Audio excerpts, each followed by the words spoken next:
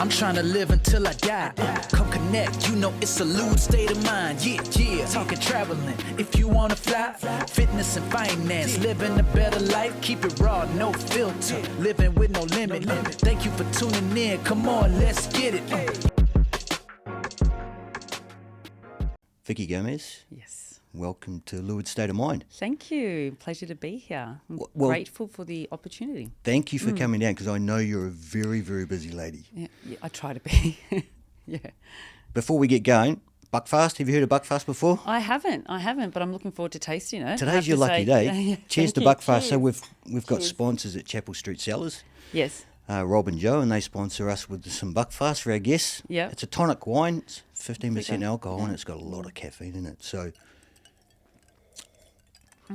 Actually, that's good. and it sounds good on It's the mic. really good. Sounds good on the mic. It's a good way to like get it. things Tastes good. started. Good way to get things started. I'll go slow though.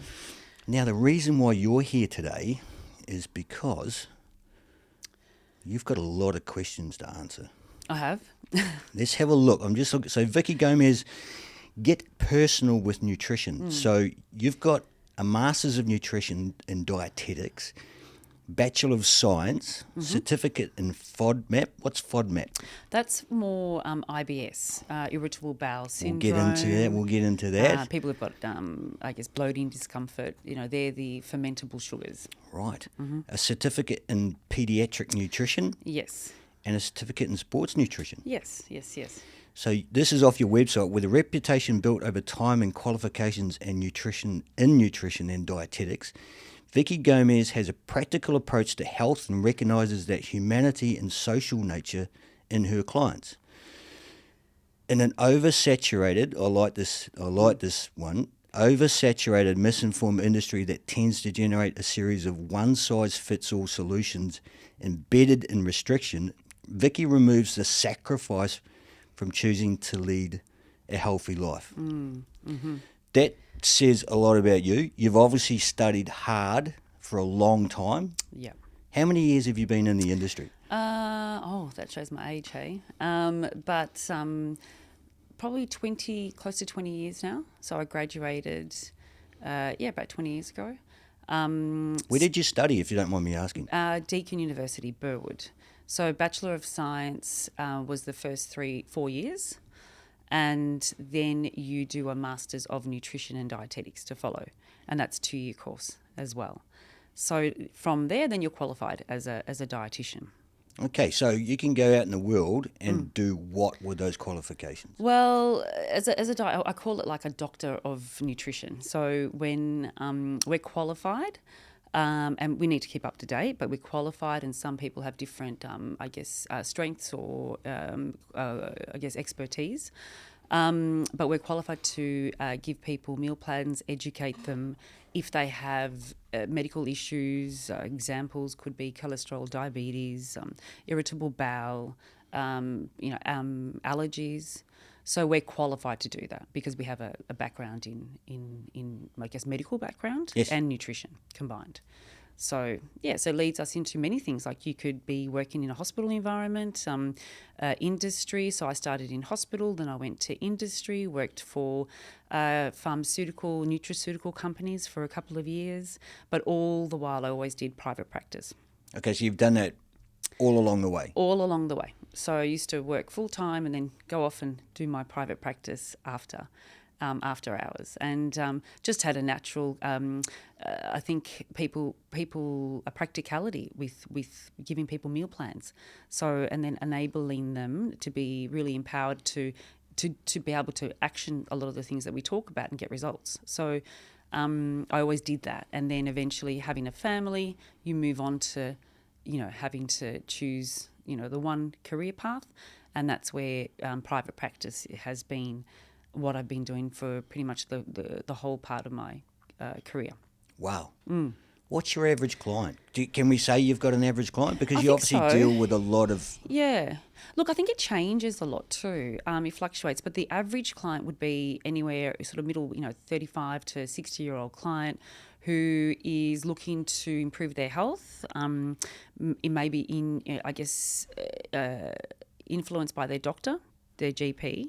A lot of GPs now are really thinking preventative, which is amazing to see because It just makes sense, doesn't it? yeah, of course, so we're trying to really come off the need for medication rather than be trying to mask things with medication. So I see a lot of people, particularly male clients at the moment too, who are in their late 40s, 50s, early 50s, where you're starting to see cholesterol going up or blood sugar levels going up, and really wanting to change that, because we can with diet. You can pretty much reverse many things with diet. So we're talking like diabetes, like type 2 diabetes. Type 2 diabetes, cholesterol, blood pressure. Yep, all of those things. We call it syndrome X.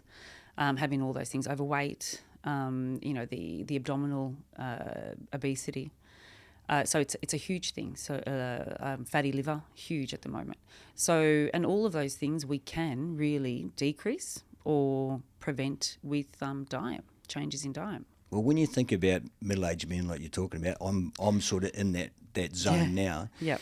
There's a lot of men my age that have big bellies, and it's not just the fat that's sitting on their belly. As you say, it's that visceral fat around the organs, which is really going to be causing all that problem. Yeah, and that's where diabetes comes into it. Like a lot of not a huge percentage of people who've got diabetes are actually overweight. So 70% aren't. I think that's the statistics. It's genetic as well, but what happens is that the fats sort of go into the organs and they decrease the ability for the body to produce insulin, and regulate blood glucose. But we know that diet can reverse most of these things in a big way, and you can probably see how it's progressed where. There's been shifts in the way we eat, processed food, and there's just been a larger increase in overweight or obesity. In fact, between these ages of 40 and 60, we've got nearly 80% overweight. Yeah, it's pretty huge. And it's getting worse, isn't it? Yeah. It's not slowing down. No, it's not. So we're not doing something right, So I think we need to kind of revisit nutrition and really get the message out there. And it's really much, and one of the reasons why I call it Get Personal with Nutrition is because it's really a practical nutrition plan that I would give people. So yes, it's great to be able to control your calories and it's great to be able to be restrictive, but the reality is that we don't want to. We want to invest in going out. We're a very social culture. You think about it, every time you're sort of meeting up with people, where are you meeting them? It's at the local pub or it's at a dinner function or a restaurant. So extremely social, and we don't want to give that up. So how do you eat really well, learn to adapt a meal plan to get the results that you're looking for, but still be able to do what you want to do, which is invested in going out, meeting people and, be having a social life. How do we do that? Yeah, that's where I come into it, and that's why I think it helps a lot of my clients because they never feel restricted. And I say this very to most people is that any form of restriction would lead to breaking. So you'll break something. So that's why it always backfires when. So let's just clarify this restrictions for our listeners. Yep. So basically, what you're saying is that you're restricting the amount of food that's going into your gob. Yep. On a daily basis. Yep, in some way. And if it's too restrictive, i.e. not enough carbs, not enough proteins, they're going to get these urges to want to just consume food and processed food. Yep. That's exactly what we're saying? Correct. Because we know it's calories in versus calories out. Exactly. And it's, and I know we don't want to talk about calories because people think, let's talk about, life and eating well and not trying to look at numbers. But the end result is really balancing your calories. That's the end result. But, the calorie counter has been around for years. No one's getting results by, looking at that. It's about how you manage your calories throughout the day, what type of macronutrients you choose, the quality of your food. And that's what helps control the calories. Okay, I think that's your biggest thing. On that subject, we're talking about calories. So everybody has a certain amount of calories that they need to consume per day to maintain their body weight. Correct. That's correct? Yep. Man, we've got a calculator. There's a calculator online. Yep. It's caloriecalculator.net, Yep. I think. Yep. So we're just going to do a little bit of an example for me. Okay. Right, just so we can just give our listeners a little bit of perspective. Now, if we go in there, so I'm 51 years old. my height's about 175, give or take 5 centimetres. As we get older, we My, do lose my height. weight, my weight's about 89 kgs, give or take a couple of kgs. So based on that, and we're active. I'm active about. I go to the gym 6 times a week. So do you do cardio, or would you be doing more weights? So generally at the moment I'm in a bulking phase. Okay. Because of my knee, I can't do a lot of cardio. Yep. But it's very rigorous. So I'm out of breath, but it's not the same as cardio. Yes. So it's fairly intense. Okay. So if we hit the calculator on that Maverick, please. So there's the figures. So to maintain my body weight, it's 2,687 calories per day. Correct. Yep. Okay, that's not high. Does that seem high? I think, look, it's pretty reasonable.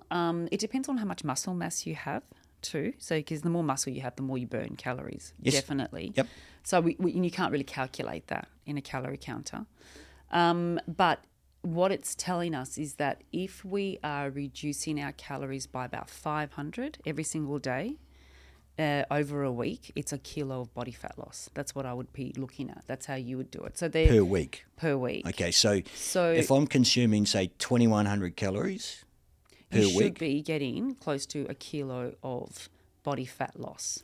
and that's presuming I'm still doing the same amount of exercise that we've originally put in the calculation. So That's right. So, or is it the diet's 80% and the exercise makes up the 20% of the 100? Definitely. For a number of reasons, if you don't eat well, you're not going to be able to exercise. If you don't eat enough carbohydrate, which is predominantly what people are not doing because they're reducing their carbohydrates, then you will basically eat up muscle mass That's correct. to use as energy. Yep. So basically you have you're to be eating really yourself. careful. Yeah. My muscles are eating Yeah. themselves to fuel my body. And we know that if you're losing weight quite quickly, then the majority of it, a lot of it is actually muscle mass. It's not body fat. So we know that the slower your weight loss is, the better, 100%. So More sustained, constant. Yeah, I think so, and also it's behavioural changes too. So when something's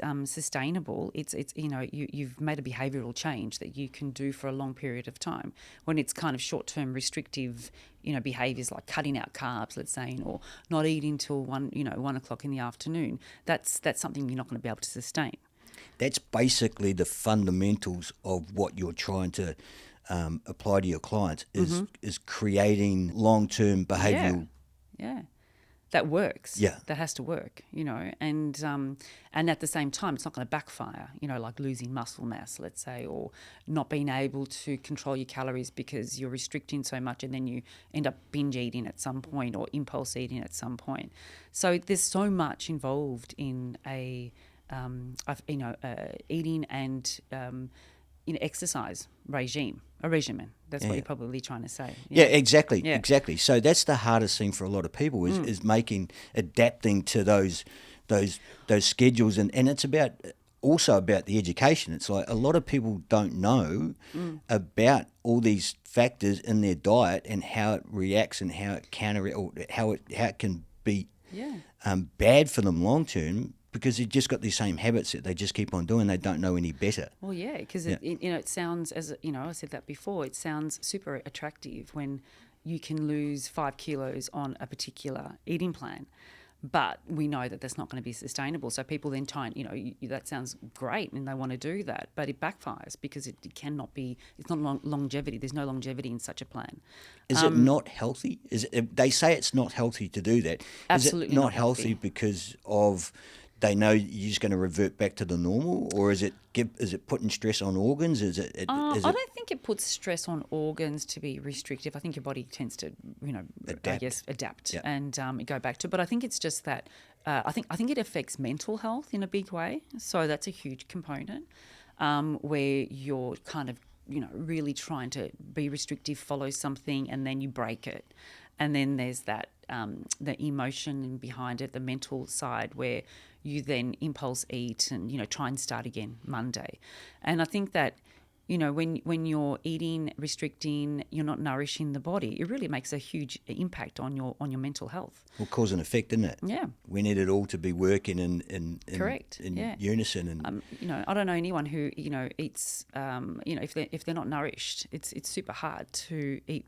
Exercise, perform, Yep. eat well, we and all know continue what, that pattern. we all know what hangry is, don't we? Yeah, we do, and that's why a lot of the fad diets at the moment aren't really teaching people how to do this for the long term. But again, they sound attractive, so I think we need to clear that up, and that's why we're here. Like as dietitians, we really try and clear that up and be in tune with the latest research all the time, because that's evolving. A lot of nutrition evolves all the time, so.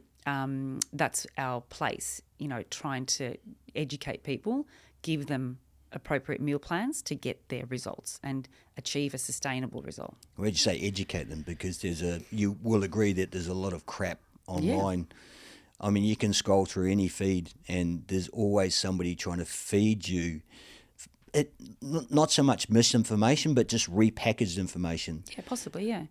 Or trying to sell you a plan or sell you some sort of... Yeah, and that's a big part of it too. Every plan is individual. It needs to be your plan. Like yours is the plan, and not following this particular, new aged meal plan that's going to work for everybody. It's not generic. It has to be individualized and tailored. Well, you say you've got to have that right fit for the person, and each individual is going to have different requirements. Male, female, old, young, athletes, of course, because you work a lot with athletes, don't you? Yeah, I do. I've always had an interest in exercise and fueling the body, and I was lucky enough to meet an AFL player or former AFL player, Ryan O'Keefe, and he is, really passionate about diet and performing. So, and that really triggered that, that interest in nutrition and sports performance. So since then, that was about 3 years ago, I have been working with a lot of different clubs, fitness programs, really trying to educate people on how to eat before, during, after, a performance or exercise, and get the best potential, the best performance. You've got a range of great products. We'll talk about that a little bit later on. Yep. Let's go back to, we were talking about obviously calories. So in my instance, it was ideally, if I wanted to lose a bit of weight, we're going to go down to the 2100. Right? Yep, correct. So let's break that down again. Explain to us and the listeners about macros. Okay, so I probably want to lead into, so calories definitely are important, and we don't want to always focus on the number. We want to focus on the process. So it's really important. So the total number we're talking about? Yeah. Or the number of each individual macros? Well, I think that for me, I like to put it into the perspective of, protein, carbohydrates, and nutrition. So there's 3 macros here. There's fats as well. But let's break it down. So I guess the key to successfully controlling your eating, number one, is preventing hunger. And you do that by controlling your carbohydrate intake, which is a macro, by having protein, which is a macro. Can I just stop you there? I don't mean to be rude. Aren't carbs bad for you? Absolutely not. The processed carbs are. And so carbohydrates are essential. Without them, we don't function. The brain uses the majority of carbohydrates to function. So you know how, I don't know if you've heard this, but people who stop eating carbohydrates can be really moody and not very pleasant to live with. No, I can understand that. Yeah. So they get grumpy, they get tired, they're very moody. That's me. We if need I to don't talk have about your carbs, nutrition. Yeah. Yeah. As I said, I understand how important they are. It's just funny because any diet, or most of the diets you see, is like they're getting you to restrict carbs because carbs are bad. They're not bad. We eat them differently. We eat too much of them. And we eat a lot of processed carbohydrates. So it's really about the processed carbohydrates that we should be avoiding. So explain to me the difference between processed and non-processed. This is okay. So I think we break it down. So ultra processed. So there's ultra processed foods, and that's what I would probably describe as things that have got colourings, preservatives in them that are in a package that are bright yellow in colour. They're our ultra-processed foods. They're like eating air with heaps of calories. So there's no nutritional value in them. Then you've got a processed food, and a processed food would be, I guess, you got to look at a lot of the products out there. We're very busy people. We're not cooking at home anymore. We're working full time. There's so much out there. So we need foods to be made for us and put into a bag. And you can break that into a couple of different things. So you've got the bags of foods that maybe have preservatives in them, but that aren't too bad. So an example would be, crackers perhaps. And then you've got a version of a cracker in a box or a bag that hasn't got the preservatives, hasn't got the colouring. So there's different levels, I think, of processing. And what we need to aim for is that product that is real, that is natural, that is perhaps put in a bag for us because that's how it's packaged and delivered. And that could be, bread, sourdough bread, or it could be, nuts in a bag. That's when I would say it's not processed, but it's in a bag. Okay. And then you've got something that's processed that's got perhaps, the nuts that have been coated with something and added a preservative to keep it longer. That's probably, I guess, a medium processed food. And so you can tell by looking at the label, can't you? You if can. You see a series of numbers. That's correct. And there's good numbers and bad numbers. Is That's that correct? Yeah. And so if sometimes they'll have things that help preserve the product. So I'd call it a medium processed food. And then you've got your ultra processed. So that's something that, without having to label anything that's coloured and yellow and Give us processed. one product. Give me one product. Let's talk about Cheezels or Twisties. Okay. Yeah, or soft drinks or juices that have got, or coloured drinks. I think they're highly and heavily processed. Okay. So they're ultra processed. So we want to be really looking at products that we make at home. Obviously, they're real, but we're not growing our ingredients in the backyard anymore. So we don't grow them anymore. So we have to get them from somewhere. And then when we're looking at foods that have got packaged, we want them to be real products. Virtually no additives to them, no colourings, no preservatives. That's what we want to be eating a lot more of. And unfortunately, we're in a world that we've got accessibility to 24/7 processed food, and then you get used to it. And then you get the taste for it, and our taste buds have this journey, and that we want it again and again and again. And then by that stage, then we're really tired, and then we're not nourished, and so you can sort of see the pattern, and then you find it hard to shift that, and we're constantly buying those foods now because they're easy. And they're a little bit cheaper too, aren't they? So it's very expensive to eat well. Is that correct? Is that a correct summation? Look, I actually disagree with that. People would say that, and I disagree with that. I mean, a lot of plant-based eaters eat exceptionally well, and lentils don't cost much. No, do they? No. So But you've still got to eat lentils. You've got to learn to eat lentils.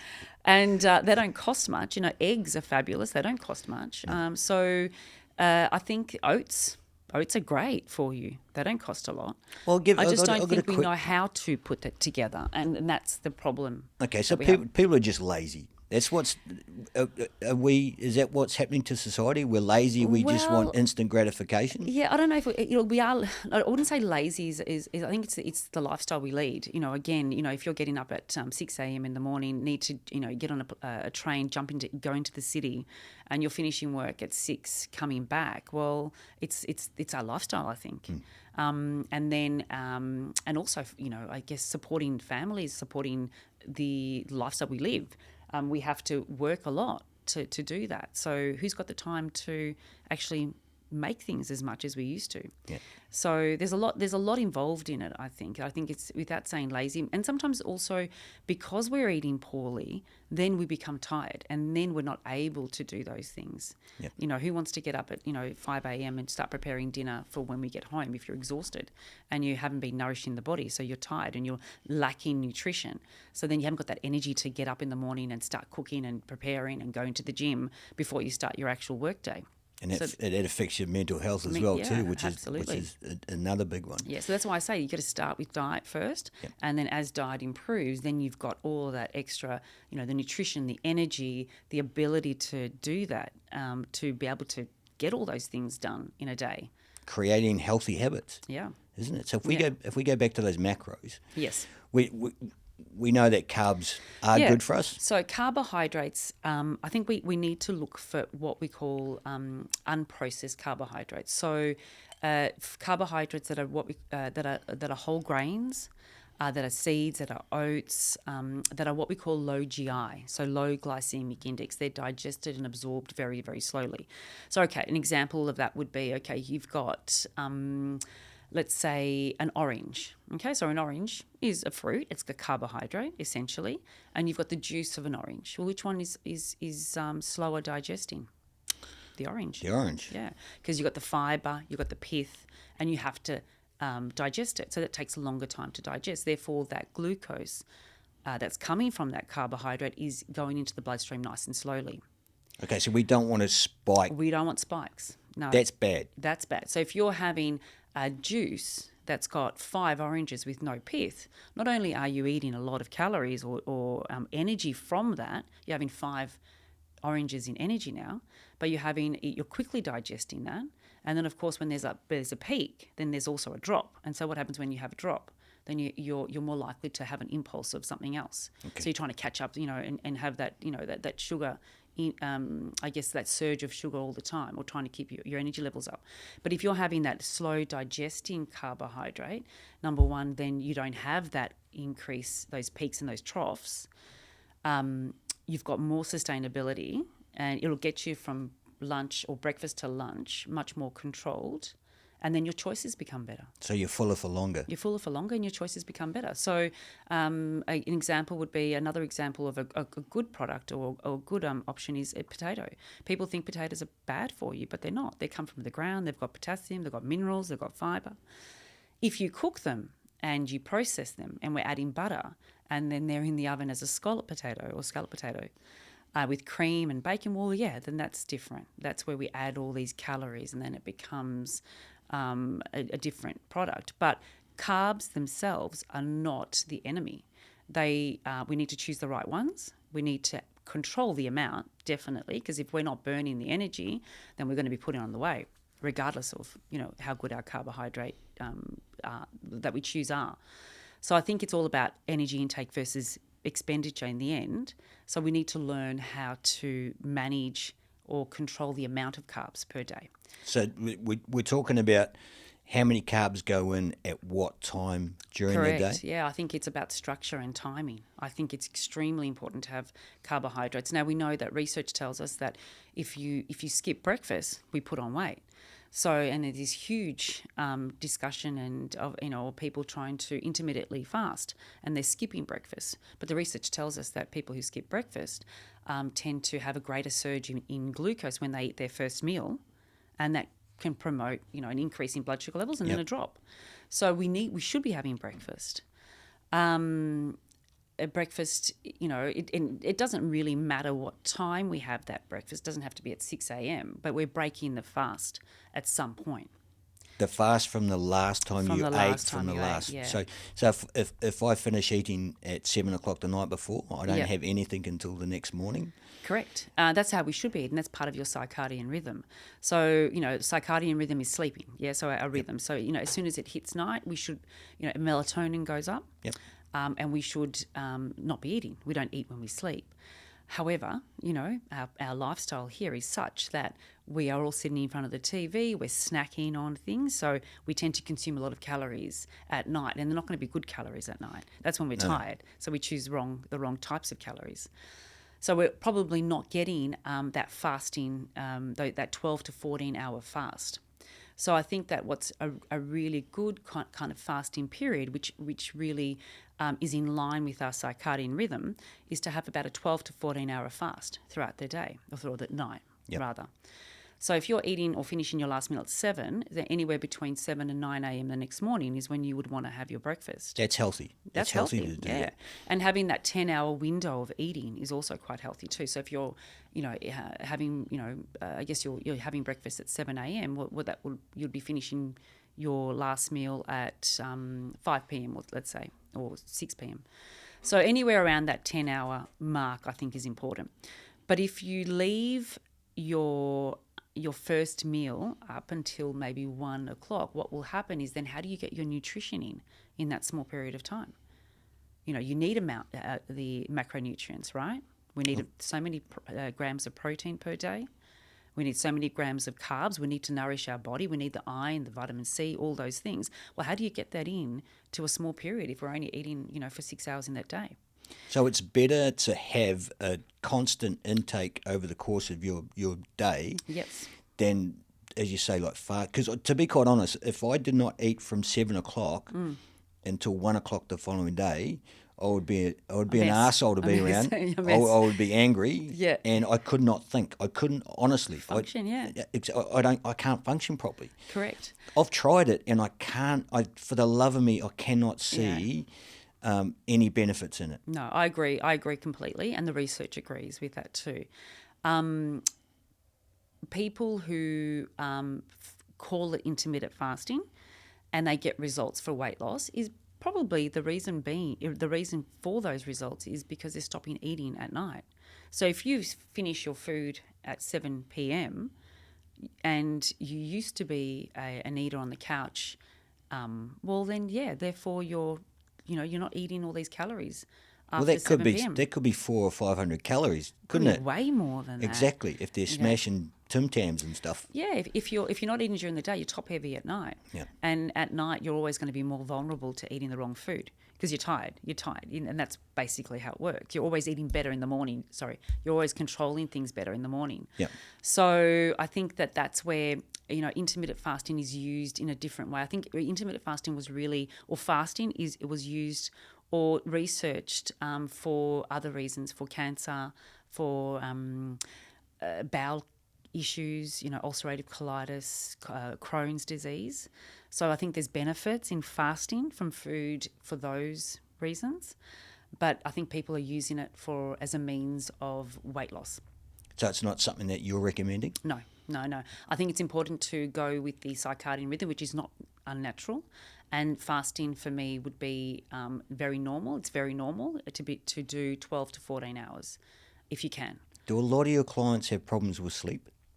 No. Their sleep definitely improves 100%. But when they come to you, are they sleeping a normal 6 to 8 hours? Yeah, no. Their sleeping improves once you change your nutrition. Your Makes sleeping sense. does improve a whole lot.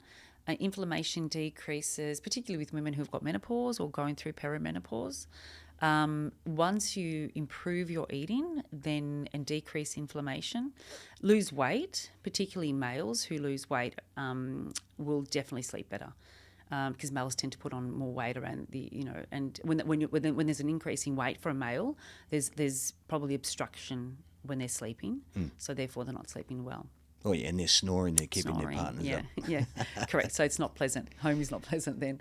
So when we're going back to the macronutrients, carbohydrates for me, the big tick there is that they're not an enemy.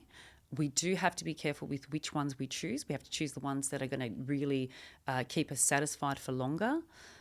We call them low glycemic index, so they're more fibrous, they're more real, they're natural in form. And we do have to be careful with the quantities. Can I ask you a question about oats? Because oats fall into that category. Yes, do they 100% not? they do. I used to eat oats every morning Yep. for quite some time. Now, I attributed some IBS or some bloating, upset stomach, to those oats because I stopped eating them and a lot of things stopped happening. Is this a common occurrence? Is this just me and It depends what you were putting in the oats. So were you using cow's milk? Was it the No, cow's well, milk? see, that's the thing. Milk upsets me as well too, so I know that now. So it was fruit and low-fat yogurt. Yep. Well, yogurt's got the lactose in it also. Yep. So that's going to trigger that. That's going to trigger that. It's also, I think when you're talking about bowel issues like irritable bowel, it's a bit more stacking. So if you're having, let's say, lactose and fructose, and if you're having honey on top of your oats, then you're adding a lot of what we call fermentable sugars that cause the bloating, the discomfort. So honey's going to do constipation. that. Honey I does thought that. honey was good. Honey is good, but if you've got an irritable bowel syndrome or irritable bowel symptoms, then honey has got fructose in it, which is a sugar that gets fermented Yep. and causes that gas or wind. So you can't kind of blame. I mean, oats. I think oats are very valuable. Oats tend to help decrease cholesterol. They help control people's But blood only sugar if you've levels. got high cholesterol. Is that correct? Like Yeah. if you don't have high cholesterol, it really doesn't matter, does it? Like, I hear a lot of stuff that, like even these spreads and that, they go, well, it reduces cholesterol. Yeah, so I don't know about those spreads. I mean, you have to eat a lot of them to get to get the results. I And think then if you're eating a lot of them, you're probably putting on weight as a I result think of that. you've got a bigger problem to face than your spreads Yeah. to reduce your cholesterol. That's right. I think with oats, for me, I think, it's also about the gut microbiome. So this is a huge thing. The gut microbiome is I call it like the power box of the house in your large intestine. And there's trillions of bacteria, good and bad. So when you're having sugars such as lactose and fructose, for some people, not everyone, Yep.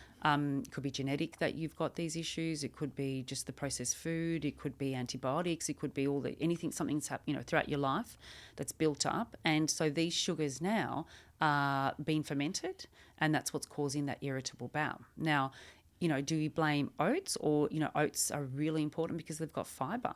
So one of the most important things with gut microbiome, with health, is to increase our fibre. We do not have enough fibre. Most people don't eat enough fibre in their diet. What's another option fibre-wise than oats? What's an easily accessible fibre option? Well, you've got oats being one of them, whole grain breads and cereals, nuts, fruit and veg. But we need a lot of fibre in the day, and that helps improve our gut microbiome, which will probably help improve our bloating, discomfort, constipation, immune system. A lot of this, nearly 100% of the immune system is probably dictated by this microbiome. You're talking about inflammation. Inflammation's Inflammation's a directly huge related to that as well, Yeah, too. yeah. So talk to me more about inflammation and how it occurs in the body. So I guess there's different types of inflammation. So people have inflammation in the gut, for instance, so bloating, discomfort, constipation. People might have inflammation which is shown in skin conditions like eczema, rosacea. It could be brain fog. And a lot of inflammation is, what is occurring in your body all the time through processed foods, through illness. And we know that if we eat better, and it stems from nutrition, if we're eating better, then we can decrease inflammation. So highly processed foods would be one of the biggest causes of inflammation. Processed, food, colorants, preservatives, that affects our gut microbiome, and that probably heightens our immune system. And if there's a genetic predisposition, then we're looking at, symptoms occurring. And symptoms can manifest in different ways. It can be gut, it could be skin, it could be allergies, it could be mucus, it could be, a number of different things, pain. Some people have severe inflammation than others. There's rheumatoid arthritis, there's autoimmune conditions. So there's huge amounts of conditions that are occurring through inflammation of the body, through, I guess it's lifestyle and diet that exposes us to this, and genetics, of course. There's people who are unlucky and just these things are occurring, unfortunately. Is this happening on a regular basis with the I clients think that so. you see? I think so all the time. I think it is. So it's just the norm now that inflammation is going to be at the top of that list. Yeah, huge. And you need to just tick everything off Yeah. to try to reduce that inflammation. There's huge amounts of people that I see daily who will come back and go, my arthritis is gone. I don't have any pains. Or, I don't have any mucus around, I'm breathing better just by changing their food. And I'm not saying that that's the answer to everything, but I think that nutrition is a huge component of all of these, all the inflammation. Well, hopefully it can help stop the patient maybe taking a medication for it or something related to it. Yeah. Look, a lot of illnesses are reversible. You're right. So if you could really improve diabetes by changing your diet. Well, that's the number know one thing to do, isn't it? Correct. You want to do that It's first. so simple. It is, yeah. It just makes perfect sense, doesn't it? Yeah. But it's difficult. It's so simple, but it's difficult. So Because they've had these habits all their lives. correct, habits and misleading information. Do we intermittently fast? Do we skip breakfast? Do we stop eating carbs? If you stop eating carbs, then you're eating more fats and protein, and then we're getting more overweight. We don't have energy, so then we impulse eat. So you see, it's just a cycle, and so we just got to go back to being really natural in our eating and normal in our eating. But it's hard to do, isn't it? Because you've got so much exposure to food and eating out. So we've just got to kind of really relearn that. So inflammation is a big thing, and we see it all the time. But, if you go back to one of the major things that we need to be having is fibre, and that comes from carbs. Simple as that. Yeah. Fibre. And what are we doing? We're eliminating carbs. Right, because every Yeah. diet says don't do carbs. Don't do carbs. Now, we agree that the processed carbs are definitely what we don't want to be eating, but we need more fibre in our diet. And that really stems from that. It keeps you fuller, maintains or increases water content. Your bowels are improved. Yep. So there's so many reasons to have fibre. So we were talking about those basic carbs were oats, nuts, cereals, grains. Like quinoa and, I love black rice. I don't know if anyone's if you've ever tried black rice, but that's a really good, whole grain, low GI rice. Hey, lentils, beans. Before we go any further, rice, bust the myth. Brown rice versus white rice. I think it's the way it's digested, which is more important. So basmati rice is a long grain rice. Yes. So it's digested slower. So we call that a low GI rice. Whereas a short grain arborio rice is digested quicker. So it just because of the size of it. Correct, yeah. So what about brown rice? But everybody's saying brown rice is bad. Yeah. Bad. They're saying it's bad. Why? Well, not bad for you, but white rice is better than brown. So everybody's been told over the course of time that brown rice is better than white rice. Well, yes, but it's all about the glycemic index, how it's digested. So basmati rice, for instance, white basmati rice is digested slower than brown rice. But brown rice has probably got more, nutrition in it too. Okay. I tend to really lead people to getting black rice because you've got magnesium, you've got fibre. There's much more value in that black rice as well. Mev, can you Google black rice? Because I don't think I've ever seen it on the supermarket shelves. So I guess if you were, for me, number one pick would be black rice and then basmati. So yes, I can see where the whole meal isn't working so well. The one that I use is that second one, the sunrise black. Not that it really matters, but No. We'll shout out to Sunrise. The superfood one. That's the one, right? So, what is the difference between black rice and white rice? Obviously, the colour. The colour, but there's more fibre, definitely. Okay. There's and how does more vitamins and minerals. I don't know. Is it just because it's genetically different to white rice, or has it been manufactured? I have to say, I'm not sure. It's black rice, also known as purple rice.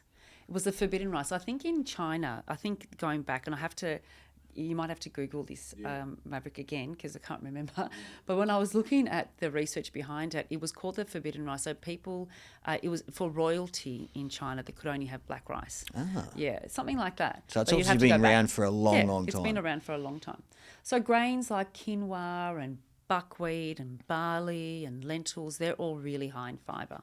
They all sound really exciting too. They are, if you know how to cook them. So I guess that's where the Mediterranean diet comes into being probably the best diet in the world, and leads being the best diet in the world for the last 4 years, I think. So explain to me a bit about the Mediterranean diet, because for people that listen that don't know, they can Google it. Yeah. But it is very popular because obviously a lot of people in the Mediterranean are living longer lives because of their diet. Yeah. So there's these what we call blue zones. I'm not sure if you've heard of blue zones throughout the world. So there's blue zones throughout the world who live to over 100, and there's Okinawa in Japan. Yep, that sounds about right. Yep, Sardinia in Italy. Yep. There's Icaria in Greece and Costa Rica and a couple of others. And They studied why, and it's their lifestyle and their eating predominantly. So they're mainly islands, so there's a lot of fish intake and a lot less meat. But they're extremely high volume of fibre through plants. And the Mediterranean diet is hands down probably one of the best diets in the world. However, the downfall is that it's quite high in carbohydrate and fats like olive oil and seeds and nuts. So perfect for people who are burning that energy. So if you're burning that energy, that's a great eating style. But if we're not, because of our social life, like our lifestyle, well, we sit down most of the time. We jump in a car, we press a button, we don't have to move. And that's where... What about me? Would it suit what I'm doing? 100%. Yeah? Yeah, it would definitely suit. So if I'm training 6 days a week in the gym... Best eating style, yeah. And I'm lifting weights... I need a lot of energy. Yep, you need the right energy. Yep. As you say, the right energy. The right energy, the right amount. If you overconsume, it doesn't matter where you're overconsuming from, you're still going to put on weight. Yeah. Yeah, so you have to burn that energy. So that's why you've got to be, careful with the amount of carbohydrates that you're having as well. Yes, I mean, there's a very big difference between, Western cultures serving up a plate of pasta and Italy. You've been to Italy. You told me you were in Italy last. Yes, for sure. Over the winter, and you would notice that their serving sizes of pasta are extremely small, and that's normal. Yep. Whereas at Western culture, Western eating, they're much larger. And full of creams and full of other stuff, Correct, and yeah. just adds more and more calories Yeah. to the dish. Correct. So going back to the Mediterranean diet, it's very much plant-based. So there's a lot of lentils and legumes and beans and a lot of plant-based eating, a lot of that cuisine. And then, of course, fish and protein through eggs and meat. So And sardines. Yeah, sardines. And they're just, it's amazing kind of eating. A lot less processed food. Yep. Yeah, you don't see a lot of, fast food chains in Italy compared to here. No, well, if you're going to go to Italy, you're not going to go to Macca's on the corner. You're going to go to a pasta. The pizzeria. Or the pizzeria. Yeah. And interesting, going back to that too, is that the wheat that you consume in Italy, I don't know if you noticed this yourself, if you've got a little bit of IBS, is that it didn't affect you like it affects you here. Oh, look, with a couple of beers on it, Perhaps it doesn't make any difference. So, spelt. Yes. Explain to me about spelt, because that's used instead of what? Explain to me. It's an ancient grain spelt, so it hasn't been genetically modified as much. So that's why it's used a lot in our breads that we have here, and it tends to be suitable for a lot of people who have got irritable bowel. So, and it's a very good grain. Okay. So I think that's where people are, and in sourdough, it's fermented, and therefore it's slowly digested. So eating a piece of sourdough bread is going to really satisfy you a lot more than more of a heavier processed bread. With a heavier processed bread, it's easier to eat 3 or 4 slices. Yeah. With the sourdough, you're eating a lot less. And it's probably twice the amount of calories per slice. No. It's more that it doesn't fill you up, and you end up eating more, and then you're spreading more on top of it, of course. Yep. And then it doesn't sustain your appetite for the next meal. So really, I look at it this way: like your breakfast leads you into the choices that you're going to make for lunch, and it flows on, and the rest of the day is the same. So the better you're eating in the morning, the right amount of macronutrients you're having, which is your really good carbohydrates, your good essential fats, a good amount of protein, you are really fueling your body, you're controlling your day, and therefore you're making better choices throughout the day. Okay, can you give me an ideal scenario for breakfast? I have for a male, always, because I know it'd be different between male and females. Yes or no? Look, yes, it is. It's all about the calories, really. Males do need more calories than females, because you just burn more energy as a male. There's more muscle mass. Yes. So you're burning more energy.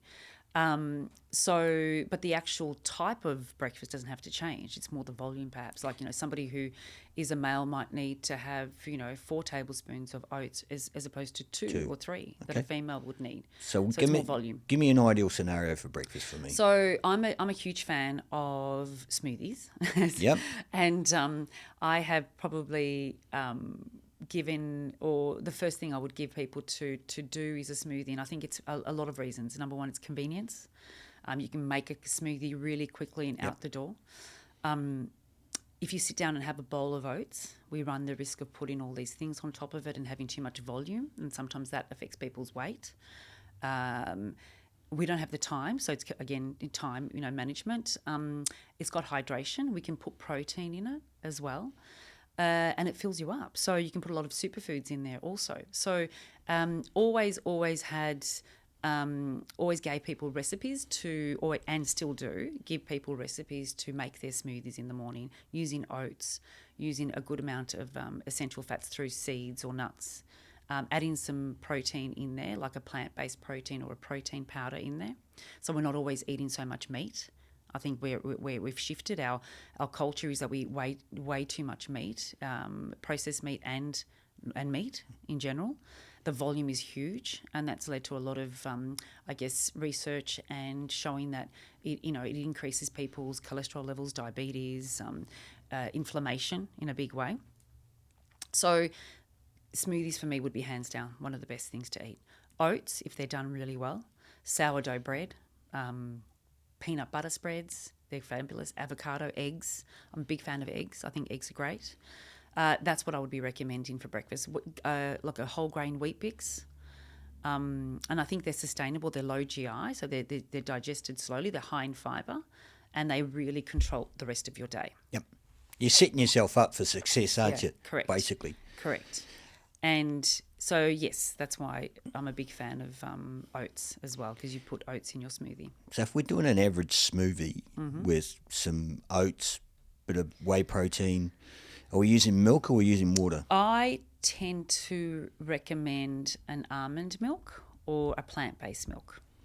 And water's better? Not necessarily. You can. I mean, It can if you don't want to. If you don't want to add a milk, a lot of people have got irritable bowel, as you know, and therefore having cow's milk can often affect them. Yep. And if you're performing, if you're on an endurance, 5 to 6 hour cycling event, you don't want to be having any emergency pit stops, So sometimes you're better off having like a plant-based milk that doesn't do that, or water.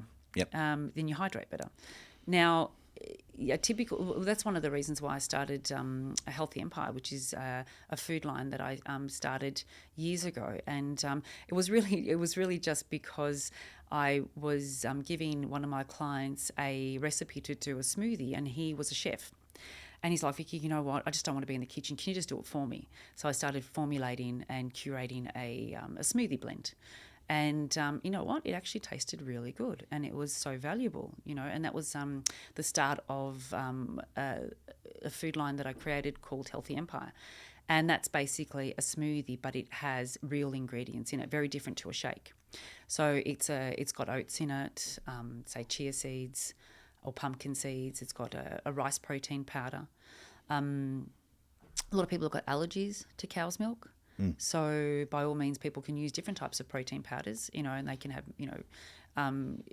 whey protein. But in this particular mix that I use, it's a rice protein powder. And then you've got superfoods. Now, one of the reasons why the Mediterranean diet is such a strong diet is because there's so many antioxidants in there.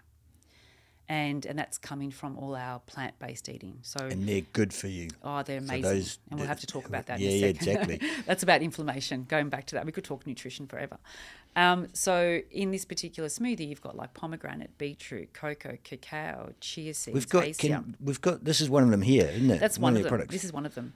So the one that I'm referring to is called Morning Companion. I haven't got that here, but this is the coffee lover, and I think that I designed that for myself because I love coffee. Why wouldn't you?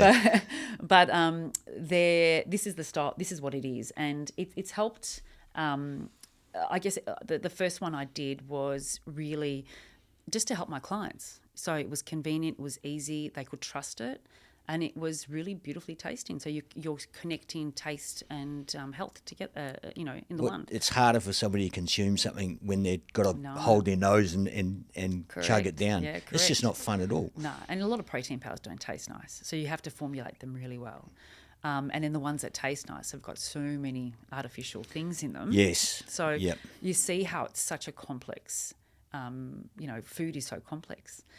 And so when you're having a smoothie, you've got the protein, you've got the oats. We're not having too many oats, because if you have too many oats, then that leads to, weight gain. We're not burning that off.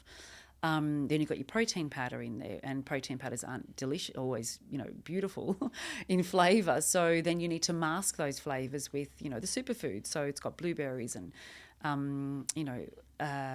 pomegranate, acea. This particular one, the coffee one's got different things in it. It's got camu, which is really rich vitamin C.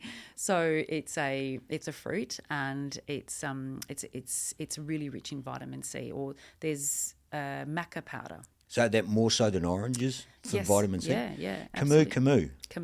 Look that up. Can you Google that, Mav? Camu. Yeah, so all these beautiful things in there, but they're natural. That's the difference. So they're naturally derived. And there's no numbers next to anything? No, there's no numbers, no. So how many calories are we talking?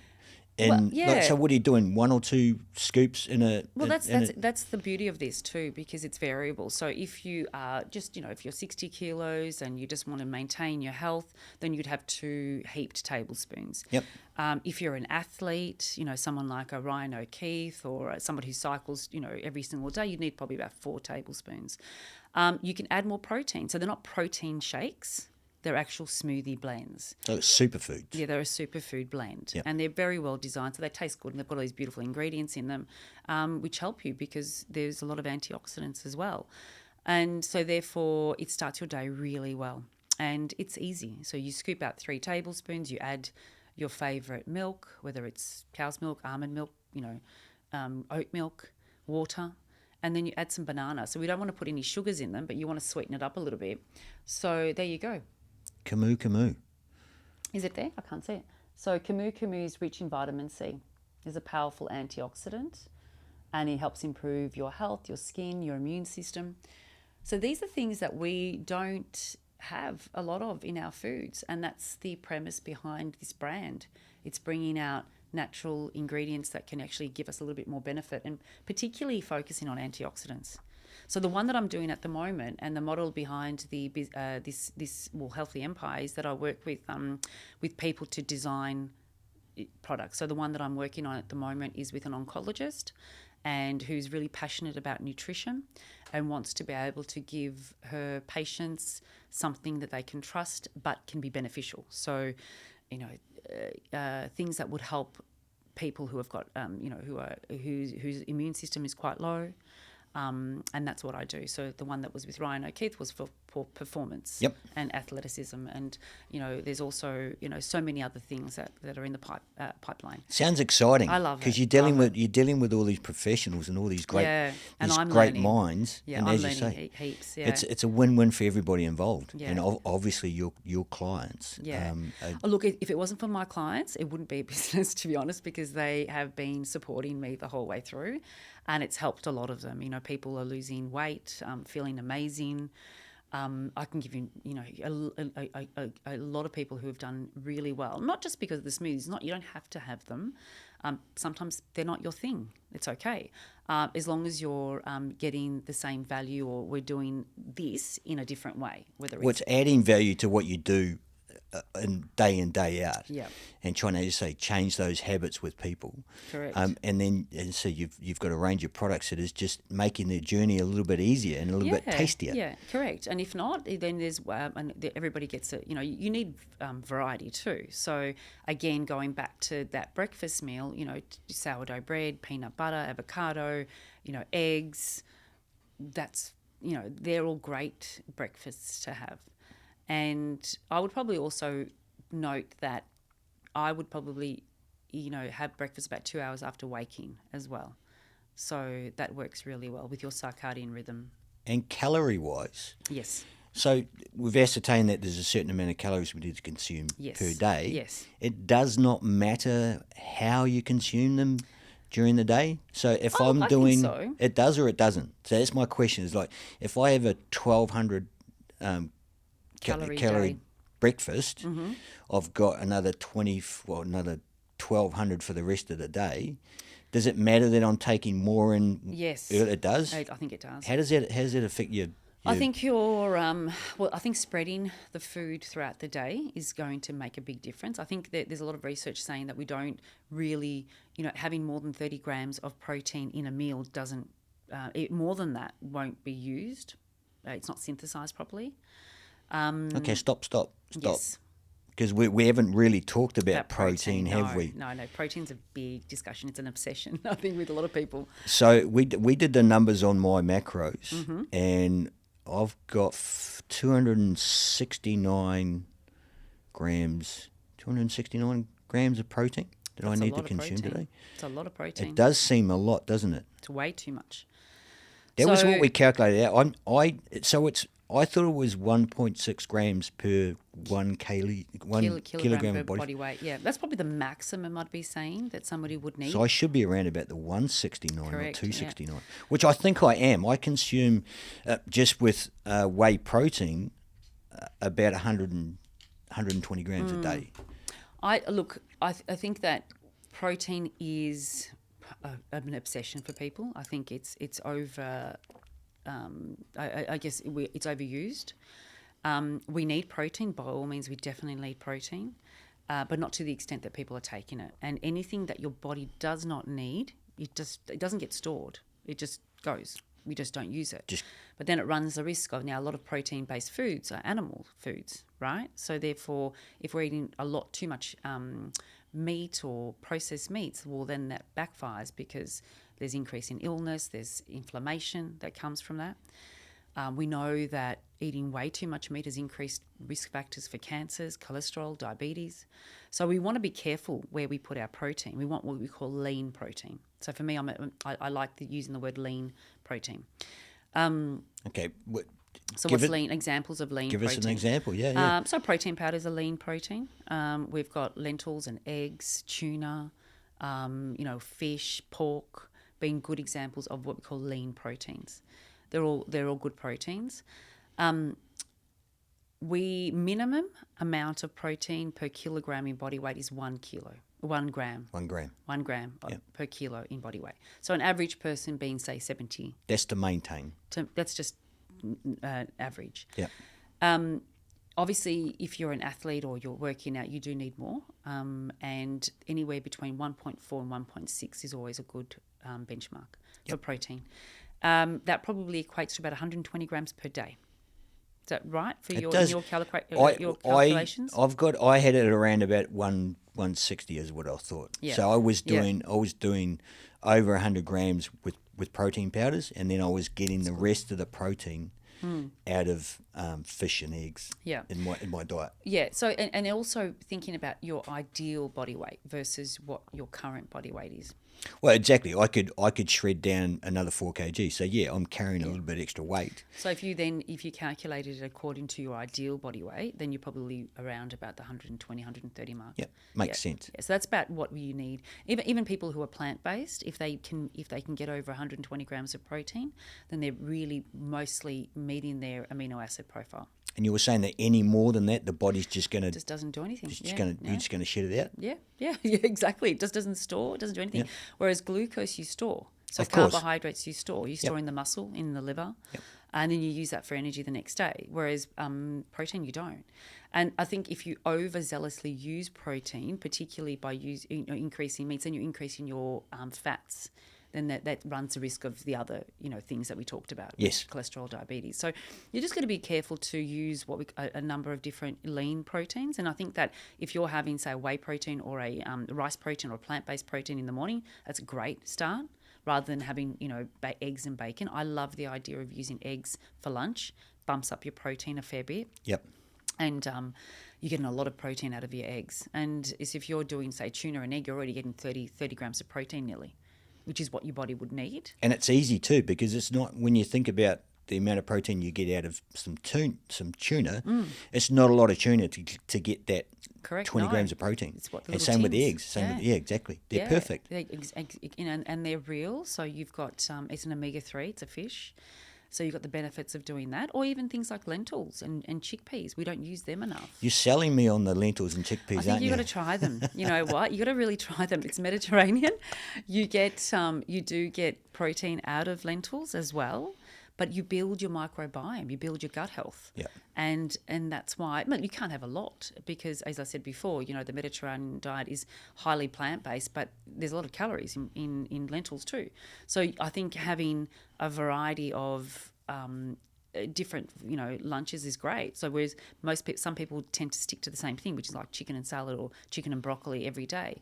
So it's not a bad thing though, is it? Because if you've created a habit and you're sticking to that habit, are you saying that's detrimental over the course because you just get sick and tired of it? Not just sick and tired of it, but you're missing out on other things. So if you're sticking to just chicken and salad as your lunch, well, where are you getting your omega-3s from? Are you then getting fibre? No. So you want to be having maybe 3 different variations, I think, to lunch. A question here from my wife. Yes. Yes, go. Are protein farts real? Are they a real thing? I have to say, I have not heard of that at all, but I haven't heard. But I have to come back to you about that one. I really do. But I think that when we eat a lot of protein, we don't get fibre, and we know that fibre helps improve gut microbiome. Right. So you're saying that obviously I'm not eating enough fibre. Yeah, and there's the probably a lot of fermented butates and other things, and that you're not getting. I don't know, but it sounds like you're not having enough of the carbohydrates. Right. Is what you're saying. So protein farts are real. Possibly, They're a real yeah. thing. But I have to check it out. I haven't really heard of it, but it's an interesting one. This podcast is brought to you by Holy Shirt Australia. Holy Shirt Australia are 100% online. They're Australia's largest no minimum custom print and embroidery company. All their services are completed in-house and they can deliver all orders promptly and professionally. They like to keep it simple and straightforward, so they offer cool stuff that can be custom printed or embroidered to your liking. They have an easy-to-use online designer to build your custom apparel from the comfort of your home or office. They offer pricing that reflects your individual order, and remember, they are no minimum on all their products. They deliver what the customer expects when they expect it. They've got over 1,500 products ready for you to custom print or embroider today, right now. So head to holyshirt.com.au for all your custom clothing requirements. So I guess with protein, it's super essential, definitely. But I think people are overzealously using it and they're not realising that it can backfire because you end up eating more meat, processed meats, synthetic proteins. Well, just keep it natural. The buzz thing with products at the moment is they've all got added protein, haven't they? Yeah. You pick up a Kit Kat and it's got added protein or something, and people have been fooled into believing that this is good for me because it's got protein in it. My recommendation with protein is stick to that rule of about 1.4 to 1.6 grams of protein per kilogram in body weight, and keep it real. Get it from real food sources. So, being tuna and eggs, because if you're eating that, then you're not eating a lot of the other things. If you're getting protein added through synthetic, ways, then you're not filling up because protein satiates you. It's so protein just marketing bullshit. It's just marketing bullshit. Call it what it is, isn't it? It is. And, you need to be satiated with actual food. Therefore, you won't end up eating processed. So what's the point in having, a chocolate bar with protein in it? Is it going to give you benefit? Does that frustrate you? It does a lot because I'm thinking, well, it's much easier for someone to have, peanut butter on crackers than go and get a protein bar or a chocolate bar with protein added. Now, there's some cereal bars that have got natural protein in them or a little bit of added protein. And I think some of them are good, but the majority aren't. They're like eating a cake with protein, in it, and it's still got the negatives. So you've got to really keep it real, like eggs, tuna, lentils, beans, plant-based proteins are quite good because it helps people increase their protein amounts, particularly if they're vegan or vegetarian.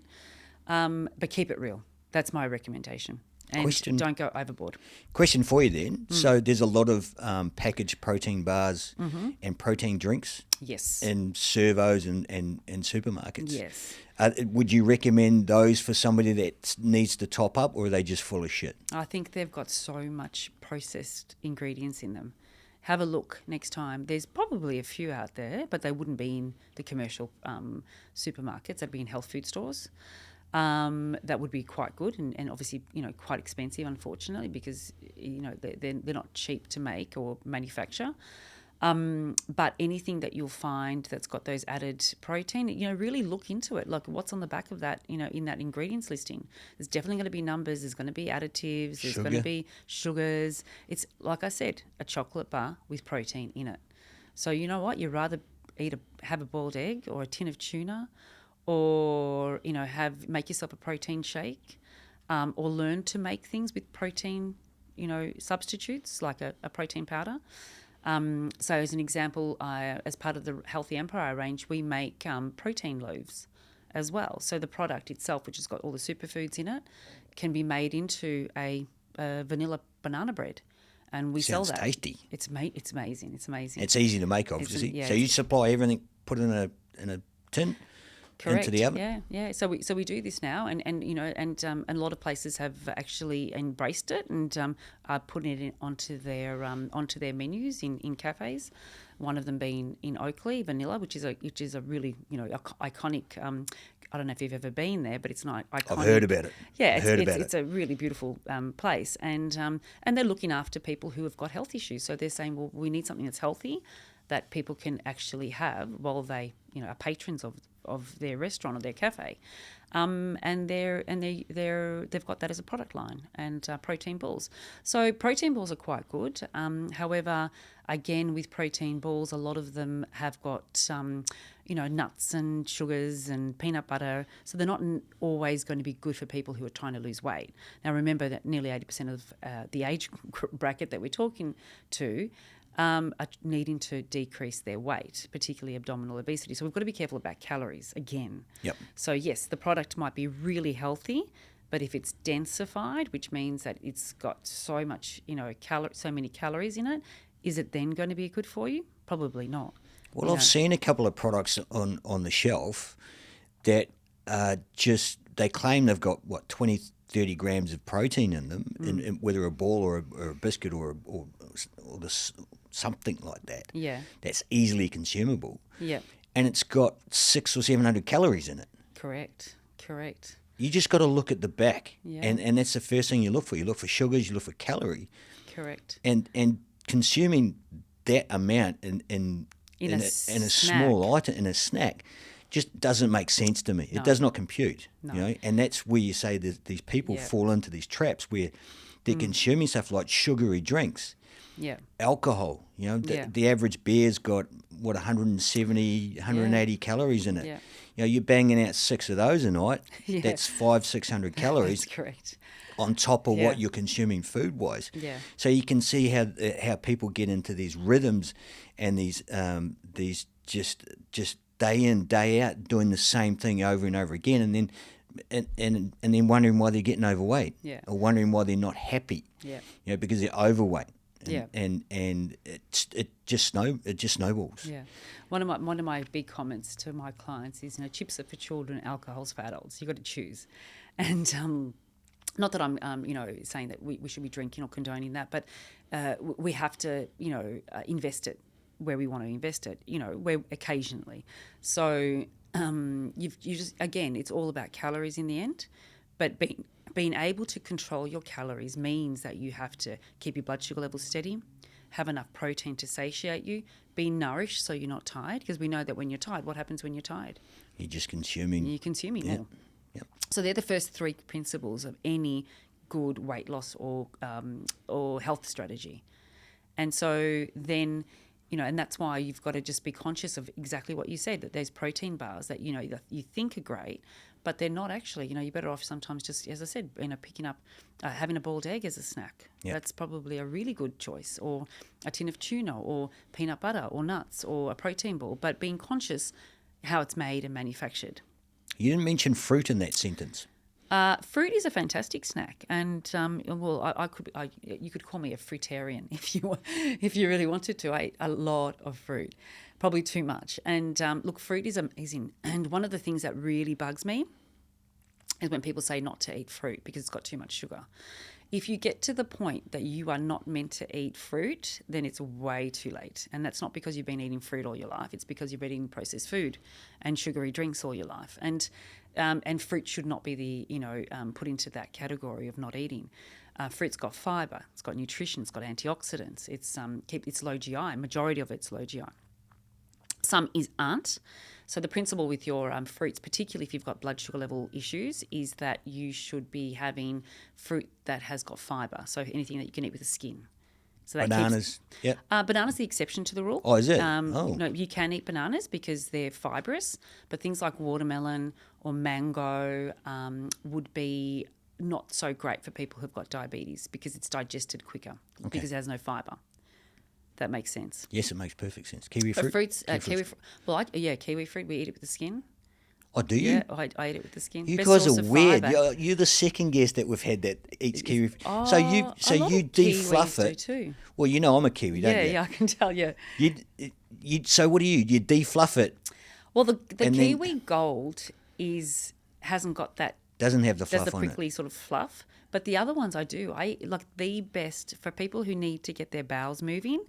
Eat a kiwi fruit daily with the skin on it. With the skin on. Yep, do that daily. Oh, and that's that's sacrilege. No, I mean, it's the best. Kiwis, we don't do that. That's You think? I don't know. I was looking into it one day, and I reckon I read somewhere that Kiwis do that. They eat Really? it with the skin. Yeah. So well, if there's any Kiwis listening out there, you could pop us a DM and let us know. Maybe I'm the weird one. No, but that's what I would say about fruit. You must be having at least minimum 2 pieces of fruit per day. So if you can get one in with your smoothie in the morning or your breakfast, another in mid-morning as a snack. And then berries, blueberries, raspberries are fabulous fruits. I was going to ask you about that. Is there any preference to fresh versus frozen? Because I do berries daily. Yep. Whether I'm consuming it as a snack in the morning Yep. or putting them with something else. Yeah. I only buy fresh now. I for so many times buying frozen, they would upset me. Did they? Yeah. Really? Yep. So I don't know whether the quality of fruit going into the frozen product isn't as good. It shouldn't really make such a difference because they're snap frozen. Yep. So they're frozen straight away.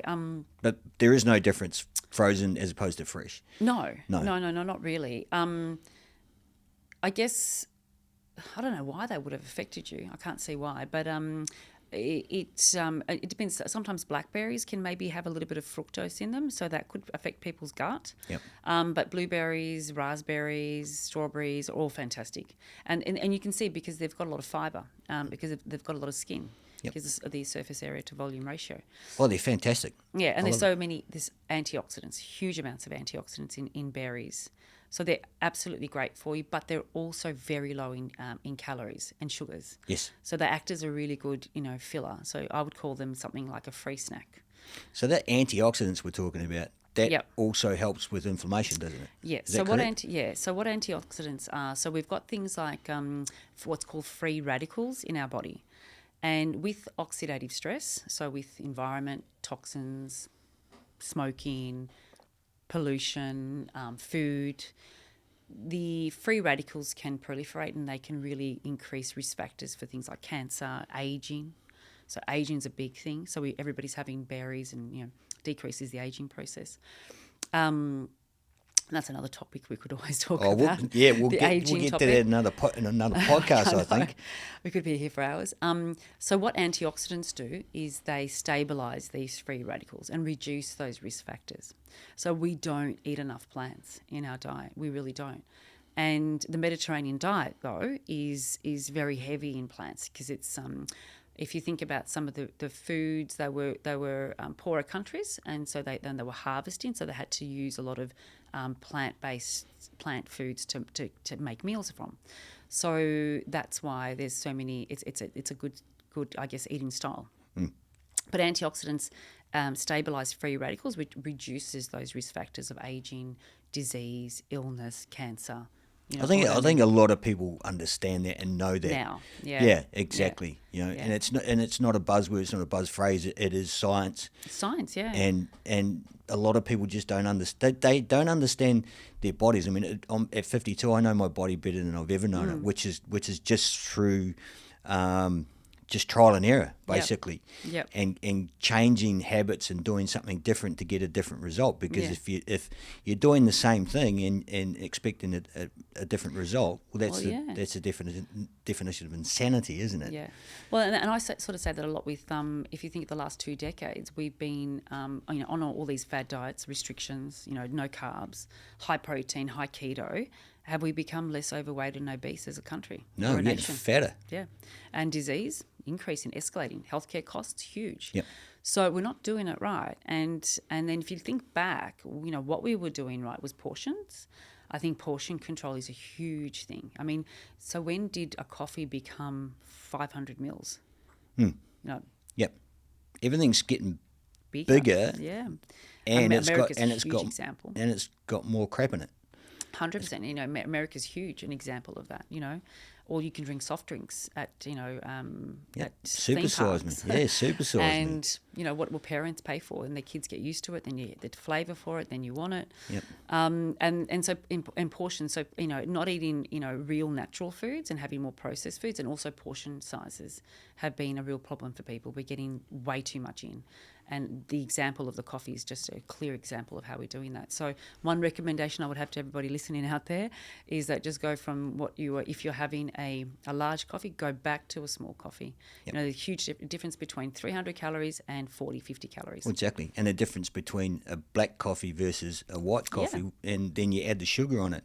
Yeah. And everything just starts escalating, as you say. Correct. And then you get the grande, and that's a meal. It's a meal, and we don't count it as a meal because we think it's a coffee. Or if you look at things like what we were doing before and what we're doing now, ice cream is a clear example. You were brought up just having a little bit of vanilla ice cream, a little bit of maybe coffee on top. Or Did you know that New Zealand is the biggest consumer of ice cream no, per capita in the world? really, It is. yeah. You can fact check that. That's why you say New Zealand ice cream. That's we've got the best. Yeah, exactly. We know our stuff. But it's milk based, not cream based. So it's more like a gelato style. No, milk based. Yeah. Yep. I love ice cream. I have to say it's one of my favourite things. But Is that your vice? Is that your my vice? your I have to say licorice Achilles is my heel? vice. Oh, licorice. Licorice is my vice. I love licorice. People know that. But Are we talking about the all sorts or just the black all licorice? sorts. I like all sorts. I know they're so not good for you, but I don't like using the word moderation, but it's one of those things that I tend to trend towards and have. But yeah, so portions are huge, and density. Like you have an ice cream, which is just a ball of vanilla ice cream, and now it's double coated, caramelized, extra nuts in it. So it's just the calories are much greater in the same thing. And even, going to places like Yochi or those bars that you're adding the toppings. Yep. You've got a great little base there. It's calories on calories on calories, isn't it? So this is where we have to be careful as parents, educating kids and just really pulling back on that. That's exactly what I was going to say. It's generational and it's parents. It's the same with anything. If you're parenting your child to act or do things in a certain way, who are they to? They're not at fault. It's the parents. Yeah. And if they're letting them consume this stuff, and as you say, second, third generation now, there's all these habits from the parents that are just flowing over to the kids. Yeah. And we're not breaking a cycle. Everybody's getting fatter. Everybody's getting lazier. Less movement. Yep. Huge. Screens on Uber the screens all Eats. the time. Uber Eats. Like during COVID, I think Uber Eats went up 70%. I know. So, I know COVID was a risk factor or a reason why people gained weight a lot because we're at home a lot more, finding things to do, eating more perhaps, doing less activity, even though we had more time. But I think a big part of it is the accessibility of food, the 24/7 access to food. Yep. And I don't know if it's changed, but I remember one of the things that I noticed when we were travelling through Italy was by 8 o'clock everything was closed. There was nothing open apart from a restaurant. So there was no convenience store. There was no 7-Eleven. There was no petrol station open. There's no accessibility for people to be eating that food. So you're not going to the supermarket at 10 o'clock and going, oh, you know what, I need, toothpaste, and then picking up, a Cadbury chocolate bar as well. Yeah. So I think that there's a lot to do with the accessibility of our food here. And that's not going to change. No. It's not going to go backwards. I think COVID actually changed that. A lot of supermarkets now close a bit earlier. That's one thing I noticed. That's maybe not in South Yarra or those. No, well, that's places. the thing. You can get anything you want 24/7, Yeah. and there's a lot of apps these days. Whether it was the Milk Bar or Uber Yeah. Eats, you can get Uber Eats to bring you some Kit Kats from down the road. Yeah, It's I know. it's that easy. And you're not going to get one Kit Kat. You're going to get know, you three. can get more. And then of course you're not going to get one donut. You'll get 3 or 10, because it's not worth getting. Right? Exactly. So I'm a big believer that we've got to really pull back on those things. I mean, yes, sometimes Uber Eats is important because you've got people needing food, they haven't got accessibility to get it, they can't jump in a car, whatever it might be. There's always reasons for something, but I think we again using it really too convenient, and it also affects communication, people learning to talk to people, and even children. You'll notice that they're just on a phone ordering something, whether they're not communicating or getting that human learning from talking to people. Yeah, exactly. Or exchanging money or whatever it might be. It is. It's pretty sad. Yeah. It's pretty sad. But also we're talking about COVID, how it had that adverse effect on some people. It actually made a lot of people actually take stock of themselves and say, well, hey, what the hell am I doing? There was a lot of people that went through COVID and lost weight and made some changes and were forced to make changes in habits, which they had formed over years and years and years. It's like smoking. Smoking's a habit, and you've got to break that habit to stop smoking. Yeah, absolutely. And you just cannot go back to it once, not even once. Otherwise, it's funny. Return back to it. Similar to food. Everybody's got a different personality, different mindset. Like some people, as you say, that need to stop smoking and never put a cigarette in their mouth again.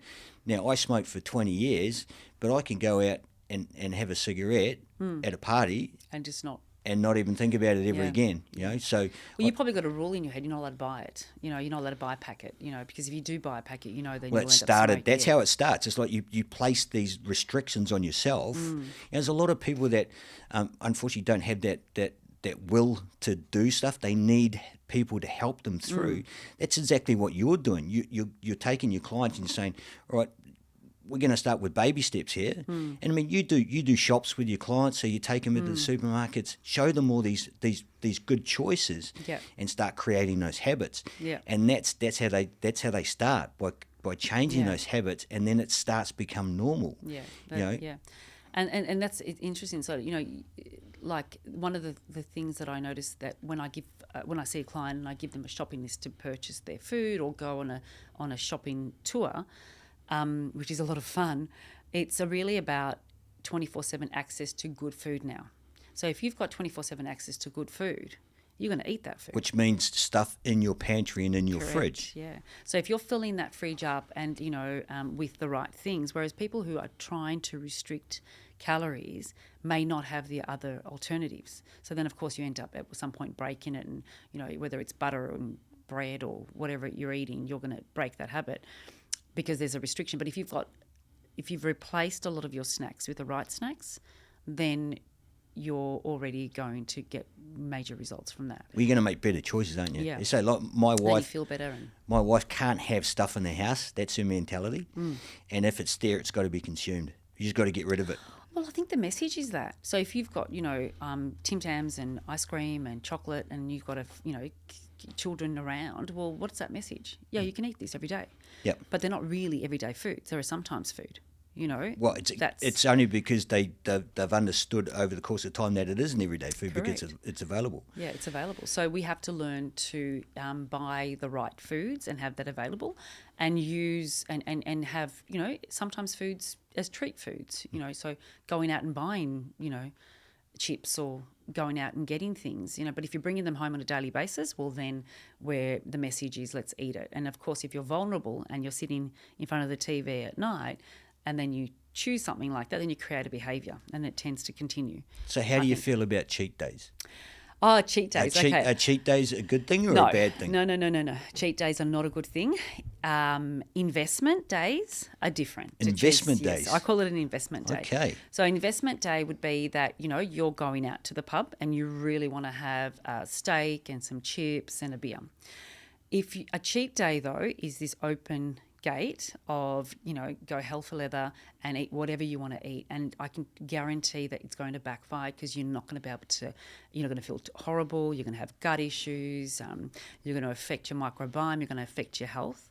Big difference between, having, Snickers bars and soft drinks and pizza, processed foods, in large volumes in a day, or going out and getting the really beautiful pizza from the local Italian shop that's got good quality ingredients. It isn't going to affect your health.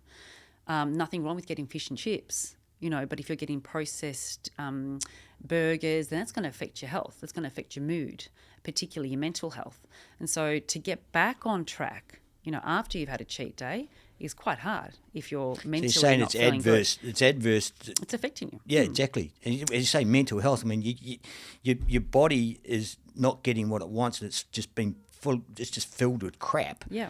And then you It's the just processed feel stuff. like it. You just feel like a bag of shit. Yeah, and you try getting back on track after that. You're not going to be able to. You can try and go into the gym the next morning. You can't. But if you're having a meal that's got this, like a fish and chip meal that's got a lot of calories, and it's equivalent to another meal like a fast food burger, I would say get the fish and chips, because really it's fish and it's chips in olive oil or whatever it might be. So it might not be protein. low calorie. Yep. Yeah, it's protein, potato. Yep. It might not be low calorie, but it's not going to undo your health. So it's not about a weight loss day. That's what a cheat day should, So people think, well, cheat days should be just eat whatever you possibly want to eat. No, I don't think that. Invest. Go to your local pizza place, or go and get fish and chips. Go and get the burger, eat the chips with it. Invest in that meal, but don't undo your health and get the wrong version of it. Well, the beauty about that is over the course of time, you're going to not want to do that. No. You're gonna Correct. That's actually you're gonna right. you're gonna understand what's going on in your body. You're feeling good. You maybe dropped a few kgs. You're looking better in that shirt. No, you don't want to give that up. You don't want to give that up, and No. that's the beautiful thing about it, is Yeah. that you've got this fire in your belly, Yeah, yeah. and you don't want to undo it. Yeah. You don't want to undo it, but making those first steps Yes. to get on that path, that's the hardest part. That is hard. And that's where, like I have to, I'm really pleased with so many people who do really great when they come to see me, and then they go off and they continue on their own, and you see them 3-4 years later and they're still maintaining their health. Well, that's satisfying, isn't it, for you? Completely satisfying. But that's where, this has actually changed their life. Like it's, for many people, it's life changing and life saving. Well, it should Yeah. be, shouldn't it? Yeah, because you're changing. It's long term. It's making a difference, and your health is improved. And I've got a 73-year-old. His name is Lorenzo, and he's a 73-year-old Italian male. And he's come to see me, referred through his doctor. I was going to the talk to you clinic? about that, sorry, because Yeah. I saw that on your website. Yes. It's an EPC, is that correct? An enhanced primary care plan. Yes, that's one way you can get referred. So through the that's Medicare through your system. doctor, Yeah. and it'll pay for half of the consultation for a certain period of time. That's right. It pays for a portion of it. You get visits through Medicare if you have if you're eligible for it. So to be eligible, you need to have chronic conditions like a diabetes or something. What about health similar. insurance? Does health insurance cover your Yeah, consultation? absolutely. Yeah, absolutely. It covers, it depends on your health insurance and how much they give you back, but definitely. You can either get referred through a doctor, you can self-refer, word of mouth is huge, but you can go through and claim through your private health as well. So this fellow, 73, Lorenzo, Italian, came to see me. He's now 24 kilos lighter, reversed all of his health issues, had sleep apnea. They have diabetes as well too, or Borderline. borderline. And when we would be in the consult in the beginning, he'd had sleep apnea, so he'd be falling asleep. Oh, a lot of really? time. That's life changing. Oh, I know. So for this man here, he's prevented accidents. He's improved his health. He's reversed the need for any medication, and it's just shows that how much we can all change. We can all do that, and he's enjoying his life. Quality of life becomes greater. Oh, for sure, that's brilliant. That's one example, yeah. That's exactly what you want to see, don't you? You know? Yeah. So he was, you said 24 kgs he lost. Yeah. How big is he? How big was he? Um, Was he over the 100k? Like he was he? was he over? Close to. Yeah, he wasn't a very tall man, so he was probably 176 Yep. centimetres and just close to the 100k mark now. So he's down around Oh, that no, it was 70. actually more than that, sorry, from Yeah. memory. Yeah, he's more than that. But there's a lot of people. I mean, look, the number on the scales is irrelevant for me. I think it's what you do, the process. So if you change your process, then the number will change. Oh, for sure. Yeah, if you don't change the process and you just concentrate on that number, it's not going to change. So focus on the process is my advice to people, and learn to do it the right way. So there's you change your behaviours, but at the same time, we want to make sure that we're enjoying our life. So we are extremely social as a culture, and that's what we don't want to give up. So you've got to kind of learn how to manage that. And you were saying before about yourself that if you're eating really well throughout the week, then you allow yourself to have that, investment, which is, I call it, a little bit of an indulgence, but an investment. I'm going to use that with my wife now. Yeah. It's an investment. It's my investment. In my future. Well, it's about being happy. I mean, ultimately for me, as I said, I don't have this guilt around food. A lot of people do, and that's unfortunate. But I don't have that guilt. I can go out and I can enjoy myself, because ultimately when it comes out, it's about my happiness. It's about my happiness and the happiness of people around me. Correct. And food is a big part of my life. It's always been a big part of my life. I've always enjoyed it. I've always shared it. There's a lot of cultures around the world where that everything evolves around food. Yeah, absolutely. And that's the beautiful thing about it. It should not be a bad thing. No, but that's why I think also making the right choices, you can invest and eat more calories, etc., but really being conscious of not investing in processed food, because it doesn't make you feel good. It does not make you feel good. Well, as we said, that comes back to that education. You don't know until you know, and there's a lot of people that are they're treading water at the moment, and they're not going anywhere apart from closer to the grave. Yeah, correct, yeah. So, and that's how important it is. So, I think that we're changing. It's definitely changing. Well, you're making a change. I hope so. You're doing it. You're doing it on a daily basis. Yeah, on a daily basis, which is great. Yeah. Hey, let's talk about the Healthy Empire again, because we touched on it earlier. So you've done, you've got a range of smoothies. You've got a range of baked products like balls and other stuff. So I think Can we just get Can you get the website up and just have a look at the products that we got? So it's healthyempire.com.au. That's the product range, and again, it started just through clients. And also my daughter, who I started to make that particular smoothie for, because as grandparents do, they like to give their grandchildren the wrong processed cereals, perhaps. So not blaming the my Fruit mum. Loops and everything. The Fruit Loops, and I thought, what, my friend of mine said, well, just make it for her, and I started making the morning companion. And she loved it. And it was food chaining. So it started with a bit of Milo, and then it changed to cocoa. Then I added beetroot powder. And that's become a really popular one with children. And that's the Healthy Empire morning companion. Yeah. And then you've got the Awaken, which is like a vanilla spice. And then you've got the green tea matcha. And they all developed. And then we got to the Performance Boost, which is the one that was done with Ryan O'Keefe. And he's a Sydney Swan player, if you can recall, you follow football. Was a former one, and now he's a cyclist, and an amazing athlete. And talking to him made me realise how, working with people, collaborating with people like doctors or oncologists, etc., is the way to go, because then you've got experts in their area. They're much more in tune with all the latest research in that area. It makes perfect sense. Otherwise, you're just whistling Dixie, aren't you? Yeah. If you're not collabing with these people, that just doesn't make sense. Yeah. Hey, there's the coffee leather smoothie. Yeah, that's the coffee. That's lover. the one you love. That's my favourite. It sounds like I would love that too. You want to click on that, Matt? Has it got an ingredients list on that board? Yeah, go down, and you'll see some of the ingredients that are in there.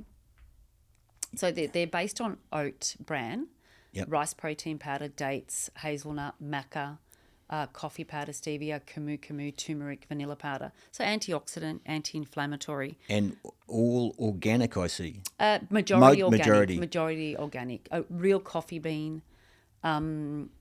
turmeric, anti-inflammatory. That's supposed to be good for you. Yeah. So there's certain ingredients. That one's probably that's one. I mean, if you go to the performance booth, that's got beetroot powder. Now, beetroot powder has got nitrates in it, which helps improve oxygen flow to the muscles. That's why it's for performance. Oh, cool. So there's certain reasons why we choose some of these ingredients. Maple syrup also really has been shown in research to improve performance for athletes. So they're the reasons behind some of these ingredients. So there's a motivation behind every one of them. The one that I'm doing with the oncologist at the moment, that's exciting. That's really exciting to help people. So you're working with an oncologist. Could you just explain what an oncologist does? Cancer. Cancer. She's a doctor, cancer doctor. Yeah. So I think that we don't look at preventative nutrition. So no, well, it's about managing what comes along as it comes along. We're trying to really focus on being proactive about preventative nutrition. Yeah. That's where antioxidants and that come into that. Correct. Yeah. So really rich form of antioxidants. The next one with dragon fruit and amongst other things. So it's going to be pretty nice. That's the one you're developing at the moment. Yeah. Yeah. It's just hard to make sure you got to make it taste right. Otherwise it's definitely not going to be as good as it is. If it doesn't taste good, then we're not connecting health and taste, and therefore we won't want to do it. So exactly, and you're not going to start forming any habits when you, as I say, you don't want to be pinching your nose and not chugging at all. it down. Yeah. So with the baked products. Go back out, man. When I started this was really just smoothies, and when did you start? Sorry, what year did you put your first product out? The protein balls were the first product, probably going back 10 years ago. Wow. A long time ago. The smoothies started really taking off just after COVID or just before COVID. The Morning Companion's been there for a while, but it starts in a paper bag and sold to a couple of clients, and now it's in food stores and health food stores and in cafes and restaurants and cafes now. Okay, so we can get all those products on your website, which is healthyempire.com.au. Correct. As you say, you can look out for it in health stores. Yeah, there are a few health food stores that have it now, particularly Glow Health being one of them in Oakley, Hampton. You say Broadbeach? Do you say Broadbeach? Broadbeach is if you're travelling, not in a health food store. So one of a really great cafe in Broadbeach called No Name Cafe has it as a product line. So as their smoothies. Okay, that's cool. Yeah, so that's really cool because you've got something that you can enjoy and be good for you. So the start of the baked goods really occurred when I had this, day that I thought, why am I buying certain things from the supermarket to put into lunch boxes? And I thought, I'll start making them from the products. And so started, putting together the recipe ideas and, sometimes they worked out, sometimes they didn't, sometimes they just weren't edible. But then I, worked on a few recipes that created, protein breads and that tasted like chocolate cake, or a vanilla protein loaf that is just so moist and yum that you wouldn't think it's healthy for you. So, and that's through the products, is using them as part of the ingredients in that recipe and just keeping that recipe as close to healthy as possible. So, and that's, you can get some of those recipes on the website. So they're cool. So they're on there, aren't they? Yeah. Yeah, I do. Yeah, it's up the top there. Yeah. So you can download some of them using the products, and there's also just on the Instagrams and the socials where not just using the products. There's always going to be information on latest recipe ideas, latest things that you can pick up, and information that we share to help people and support them getting healthier. Cool. So you're on Instagram as well, Yes. Vicky Gomez. Vicky G, Vicky Healthy G. Empire, and the product line. So Vicky with a Y. And the product line is Healthy Empire Goods.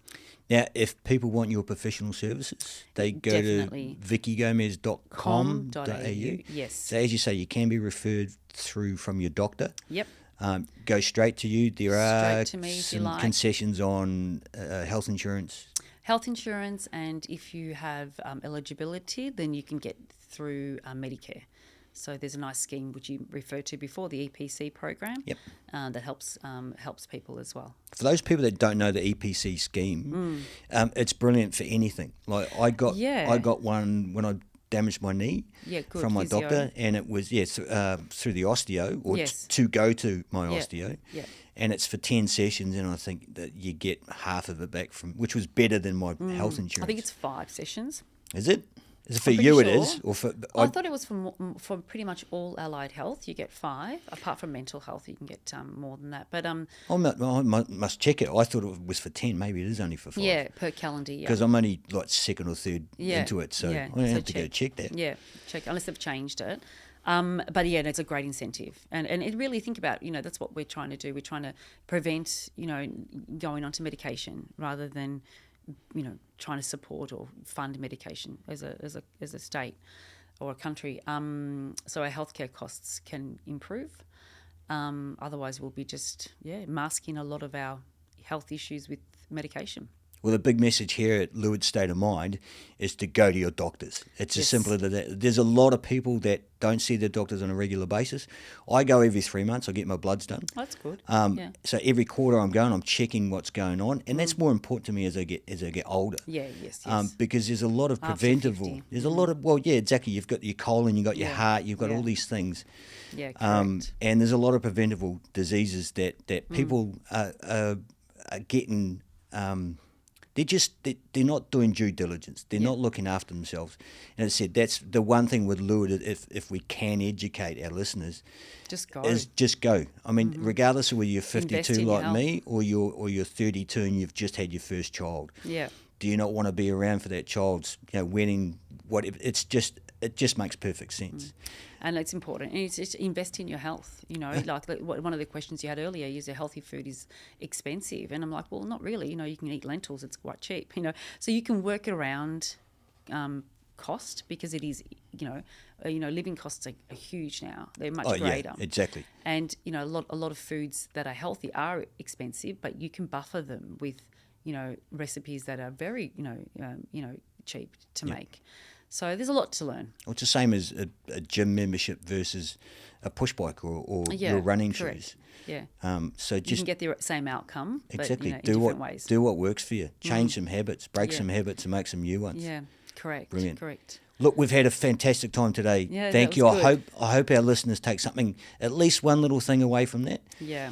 If they need your professional services, they can get you through the websites and the Absolutely. channels. Yes. If they want to DM you for any information, can they do that? Through the Instas. Yep. Jump on the website. There's a contact form. If you have a question, happy to chat on the phone and explain how it works to people. Just reach out. Make a change. Thank you very much for your time. I really Pleasure. appreciate That it. was really good. Thank you. That's a wrap, Thank Mav. you. Yeah, thank you for tuning in and for your time. You know the vibe, I'm steady living until I die. It's a loose state of mind, and we showed you that. Keep it authentic and real, I hope you coming back. Hey, make sure that you subscribe, cause we got it popping all the time, and it's going down. If you wanna elevate, wanna live a better life, keep it locked here. You know it's a loose state of mind, let's go.